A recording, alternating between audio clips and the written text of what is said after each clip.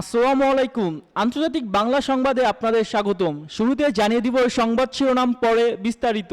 ইসরায়েলের বিমানবন্দর অচল করে দিল হিজবুল্লাহ। অন্যদিকে শত শত রকেট ও ড্রোন হামলায় বিপর্যস্ত ইসরায়েল, যা বলল হিজবুল্লাহ। এবং যুদ্ধবিরতির আলোচনার মধ্যে ইসরায়েলি হামলা, নিহত ৭১ ফিলিস্তিনি। অন্যদিকে হিজবুল্লাহর কাছে হেরে গেছে ইসরায়েল। এবং সবশেষ জানিয়ে দেব গাজা নিহত ৩ ইসরায়েলি সেনা ছবি প্রকাশ। এতক্ষণ দেখছিলেন সংবাদ শিরোনাম, এবার বিস্তারিত। তার আগে ভিডিওটিতে একটি লাইক এবং আপনি জানিয়ে দিবেন কোন জেলা থেকে দেখছেন, এবং আমাদের সাথে থাকার জন্য অবশ্যই আমাদের চ্যানেলে সাবস্ক্রাইব করে দিবেন। ইসরায়েলের বিমানবন্দর অচল করে দিল হিজবুল্লাহ। লেবাননের সশস্ত্র গোষ্ঠী হিজবুল্লাহর হামলায় ইসরায়েলের বেন গুরিয়ন বিমানবন্দর কার্যকর অচল হয়ে পড়েছে। ইসরায়েলি শাসক গোষ্ঠী সঙ্গে জড়িত সূত্রগুলো বরাত দিয়ে আল মায়াদি রোববার এ তথ্য জানিয়েছে।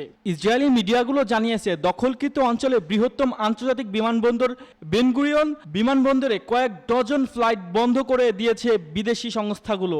ইসরায়েলি সূত্র অনুযায়ী বেন গুরিয়ন বিমানবন্দরে 50টি ফ্লাইট বাতিল করার ঘোষণা দিয়েছে কর্তৃপক্ষ। একই সময়ে বেন গুরিয়ন বিমানবন্দরের ওয়েবসাইটে হ্যাকের শিকার হয়েছে বলেও জানিয়েছে ইসরায়েলি শাসক গোষ্ঠীর মিডিয়া। ইসরায়েলি মিডিয়াগুলো জানিয়েছে, বেন গুরিয়ন বিমানবন্দরে কিছু ফ্লাইট রামন বিমানবন্দরে এবং অন্যগুলো কায়রোতে অবতরণ করেছে। হিজবুল্লাহ এবং তেল আবিব শাসক গোষ্ঠীর মধ্যে উত্তেজনা বৃদ্ধির কারণে এমনটা ঘটেছে বলে বিভিন্ন সূত্র জানিয়েছে। ইসরায়েলি চ্যানেল 12 জানিয়েছে, সাম্প্রতিক উত্তেজনার মধ্যে জননিরাপত্তা নিশ্চিত করার জন্য এই সিদ্ধান্ত নেওয়া হয়েছে। এই অবস্থায় রোববার সকালে ইসরায়েলি নিরাপত্তা বিষয়ক মন্ত্রিসভা একটি জরুরি বৈঠক ডেকেছে। সূত্র আল মায়াদিন। শত শত রকেট ও ড্রোন হামলায় বিপর্যস্ত ইসরায়েল, যা বলল হিজবুল্লাহ। ইসরায়েলের উত্তরাঞ্চলে বিভিন্ন গুরুত্বপূর্ণ ও স্পর্শকাতর লক্ষ্যবস্তুতে ঝাঁকে ঝাঁকে রকেট এবং ড্রোন দিয়ে হামলা চালিয়েছে লেবাননের সশস্ত্র গোষ্ঠী হিজবুল্লাহ।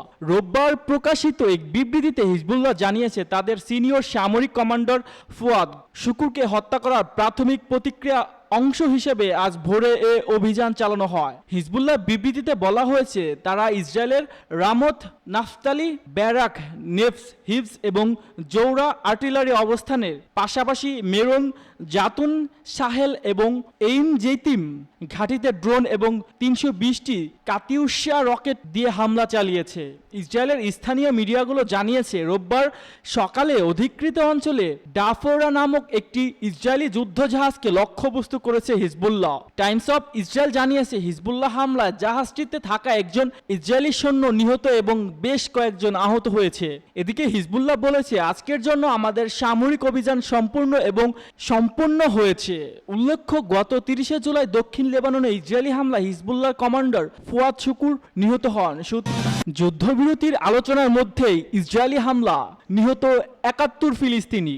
গাজায় ইসরায়েলি যুদ্ধ পেরিয়েছে প্রায় 10 মাস। বিশ্বজুড়ে যুদ্ধবিরতির দাবিতে তীব্র সমালোচনার পরও বর্বরতা চালিয়ে যাচ্ছে দখলদার ইসরায়েল। যুদ্ধবিরতি আলোচনার মধ্যে ইসরায়েলি হামলায় শনিবার আরও ৭১ ফিলিস্তিনি নিহত হয়েছেন। খবর আল জাজিরার প্রতিবেদনে বলা হয়েছে, বুলডোজার ও ট্যাঙ্ক নিয়ে মধ্য গাজার দের এল বেলাহ শহরে অভিযানে অংশ নিয়েছিল ইসরায়েলি সেনারা। এর ফলে গত 2 দিনে সেখান থেকে 1 লাখের বেশি ফিলিস্তিনি নিরাপদ আশ্রয়ের খোঁজে পালিয়ে গেছেন। গত কয়েক মাসে একাধিকবার মধ্যস্থকারী দেশগুলো যুদ্ধবিরতির বৈঠকে বসেছেন।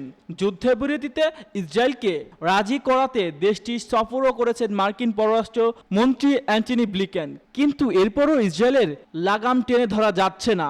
গাজায় ইসরায়েলি হামলায় বিধ্বস্ত এই ভূখণ্ডের নিহতের মোট সংখ্যা পেরিয়ে গেছে 40,000-এরও বেশি। এছাড়া গত 10 মাসে আহত হয়েছেন 93,000-এরও বেশি ফিলিস্তিনি।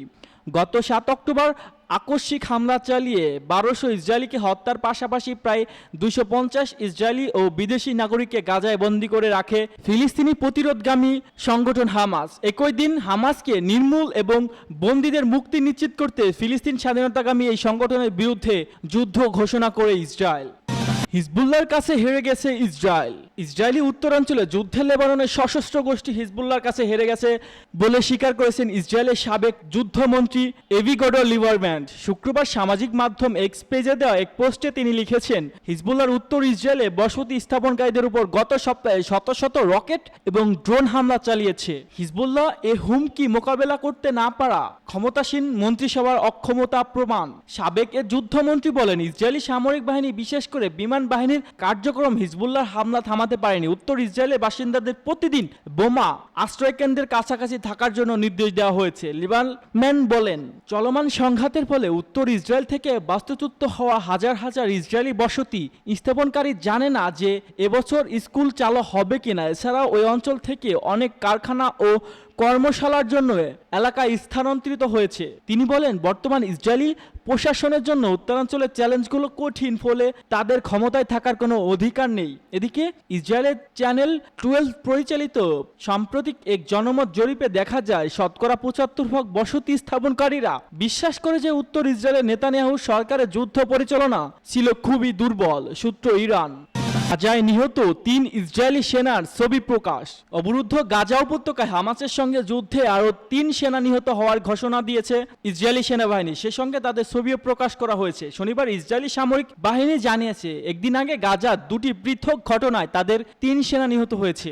এক বিবৃতিতে ইসরায়েলি বাহিনী জানিয়েছে, গাজা শহরের জেইতুনের আশেপাশে একটি বিল্ডিংয়ে বাইরে অংশে লাগানো বিস্ফোরক ডিভাইসের আঘাতে তাদের 2 সেনা নিহত হয়। অপর সৈন্যটি নেটজারিম করিডোরের ফিলিস্তিনি যোদ্ধাদের সঙ্গে সংঘর্ষে নিহত হয়। ইসরায়েলি সেনাবাহিনীর মতে, গত বছরের মার্চ অক্টোবর থেকে গাজা স্থল অভিযান শুরু করার পর থেকে এ পর্যন্ত তাদের মোট 338 জন সেনা নিহত হয়েছে। তবে হামাস বলেছে এর সংখ্যা অনেক বেশি, কারণ ইসরায়েলি মন্ত্রিসভার বিরুদ্ধে যুদ্ধ পরিচালনার বিষয়ে ক্রমবর্ধমান জন অন্তঃসত্ত্ব এবং গাজায় এখনও বন্দী থাকা কয়েক ডজন ইহুদিকে মুক্তি দিতে ব্যর্থর কারণ জানিয়েছে ইসরায়েল সরকার। তাদের সামরিক হতাহতের প্রকৃত সংখ্যা গোপন করে যাচ্ছে। বন্দীদের মুক্তি নিশ্চিত করার জন্য এবং গাজায় অবিলম্বে যুদ্ধবিরতি কার্যকর করার দাবিতে ইসরায়েলি প্রধানমন্ত্রী বেনিয়ামিন নেতানিয়াহু মন্ত্রিসভার বিরুদ্ধে গত কয়েক মাস ধরে ইসরায়েলি বিক্ষোভ চলছে। নেতানিয়াহু অবশ্য যুদ্ধ অনড়। সমালোচকরা বলেছেন, তিনি দুর্নীতির অভিযোগের মধ্যে দিয়ে নিজের রাজনৈতিক উদ্দেশ্য অর্জনের জন্য যুদ্ধকে দীর্ঘায়িত করছেন। 2019 সালের দায়ের করা মামলা দুর্নীতি, জালিয়াত, ঘুষ এবং বিশ্বাস ভঙ্গের অভিযোগে নেতানিয়াহু এখন বিচারের মুখোমুখি। ঘুষের মামলার দোষী সাব্যস্ত হলে নেতানিয়াহুর 10 বছর পর্যন্ত জেল হতে পারে। সুপ্ত টাইমস অফ ইসরায়েল।